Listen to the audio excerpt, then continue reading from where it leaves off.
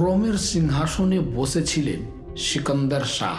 তিনি শুধু একজন বীর নায়কই ছিলেন না, বরং ছিলেন এক আদর্শ বাদশাহ, দিগ্বিজয়ী, পরাক্রমশালী, সৎ এবং নিপুণ কৌশলবিদ।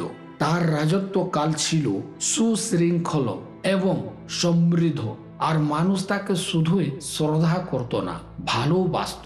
তিনি পৃথিবীর বহু দেশ জয় করেছিলেন, কিন্তু তার জয়ের রহস্য ছিল অন্যদের থেকেও ভিন্ন। একদিন রাজপ্রাসাদের আঙিনায় কয়েকজন পণ্ডিত ও জ্ঞানী লোক তার সঙ্গে আলোচনা করছিল। তারা আশ্চর্য দৃষ্টিতে তাকে দেখল এবং প্রশ্ন করল, মহামহিম, আপনি তো একজন বিশ্ববিজয়ী বীর।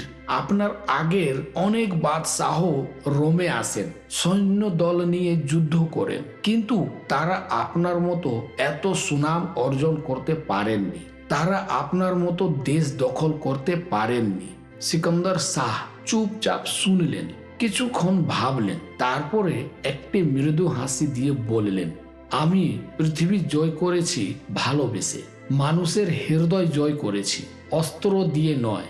যারা আমার কাছে এসেছে আমি তাদেরকে প্রাণ দিয়ে ভালোবেসেছি।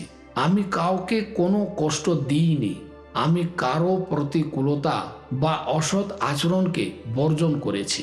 যারা শত্রু তাদের সঙ্গেও আমি সদয় আচরণ করেছি।